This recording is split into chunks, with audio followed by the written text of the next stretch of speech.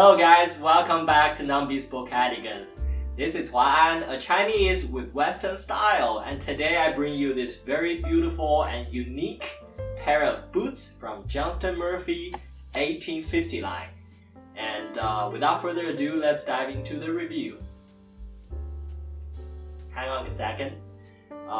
This boot is from Johnston Murphy 1850 line instead of the main line, but it usually has a bad reputation about bad quality for this specific 1850 line. However, this boot, in my opinion, is very unique and very special.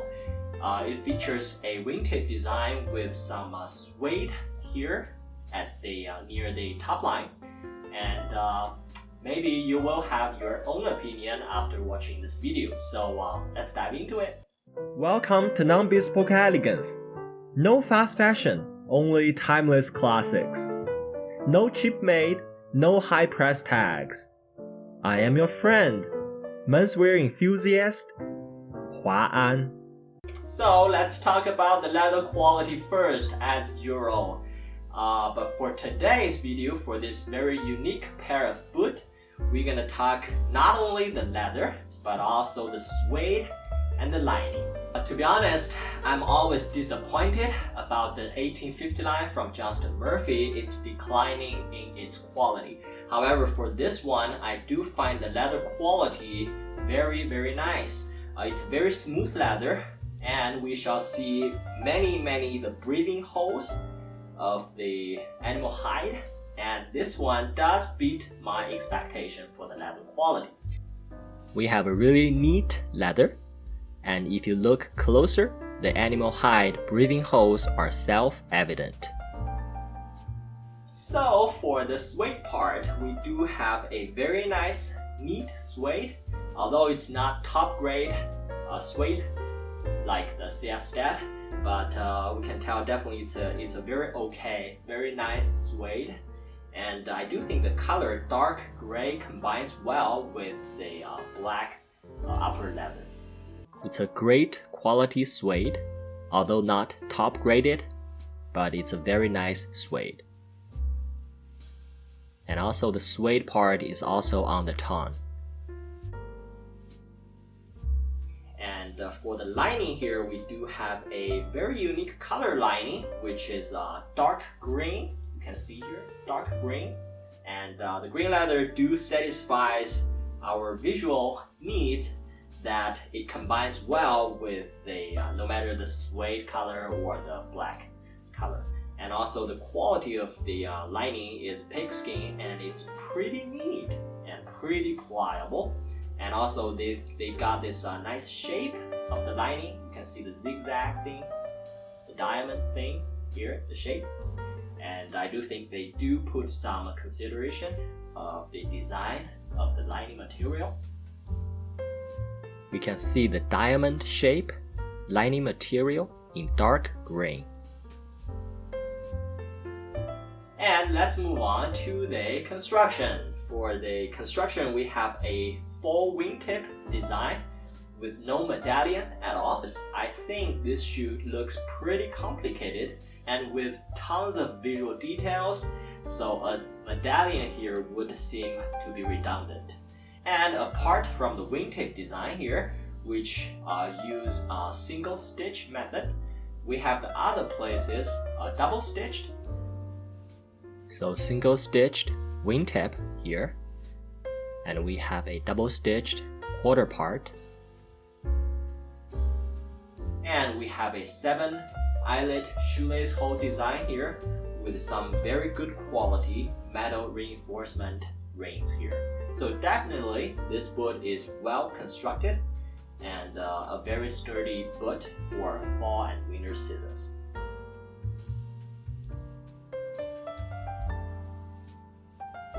And besides the wingtip design broguing here, we have some broguing on the side, the quarter part and the rear quarter part, connecting all the way to the inner of the shoe. And we do have a very unique design of a zip here. It provides a very convenient, accessible way to wear the shoe in winter, especially when you wear heavy socks, like thick socks. And I do think the zip here is a very interesting, unique design that you rarely find on men's boots. You can see the brogans here near the suede part.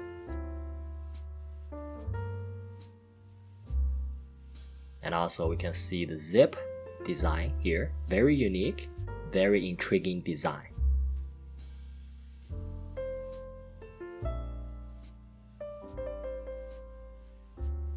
And for the construction, we have a meat. That is how the shoe, how the bottom specifically is combined to the upper. And this one uses a fake Norwegian welt here, which is a reverse welt. You can see the welt from the upper of the shoe. You can see it all the way. It's a 360-degree Norwegian fake welt because they don't have any stitch along the welt, but they do have stitches at the bottom of the shoe which are all fake. But for this glued shoe, so that definitely makes the shoe a glued on bottom, but I do think for the price it is worth buying. So we can see the fake Norwegian welt with no stitches, threads on it.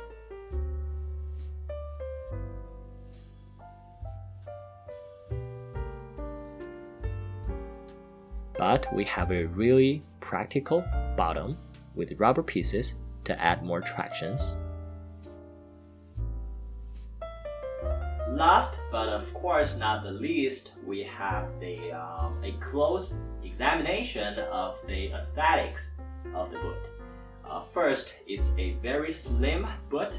It's really a slim boot considering the design. It's so complicated, but it's really a slim shoe with a round toe, a very classic round toe design.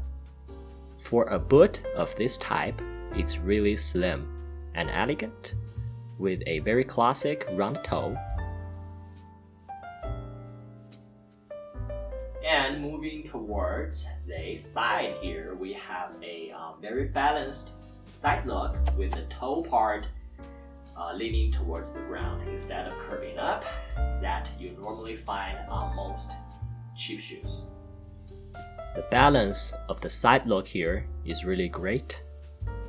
And with the broguing, much details in your eyes. And of course, to others' eyes. With the toe part stays to the ground. And moving towards the rear quarter, the back of the shoe, we have a broguing line, a broguing decoration connecting the quarter of the shoe to the rear quarter, the back of the shoe. And we have a non-tapered heel, which is of course a by default because the price determines that the heel cannot be tapered. That took more time and more labor to do it. And we do have some significant gap here. That is also due to the fake Norwegian stitch here. So for Norwegian stitch, they usually entails a very large gap between the upper and the bottom. However, this shoe has relatively a kind of small gap in terms of this one is a glued on bottom and in terms of the prices. And we have a very well formed rear quarter here. You can see the form here. They're wide here and narrower. So due to the 360-degree fake Norwegian welt, the gap is very significant, but we do have a well-shaped rear quarter. Very nice shape. And moving towards the inner side of the shoe, we have a barely non-arch support, I have to be honest. But considering the zip here, this one I do think has a reasonably decent inner look. So the arch support is barely none, but the inner look, due to the suede and zip, it's pretty cool. And we have a closer look at the bottom. For winter season, remember this is a boot that is destined to protect your foot and gives you more warmth while you remain stylish, especially in colder seasons. So the rubber heel and rubber palm, the front part, gives you more tractions. And we do have a brand name Johnston Murphy 1850 at the arch part. This one is leather. This is really a practical and pragmatic bottom. Not to mention, they had the double sole here. This is very thick.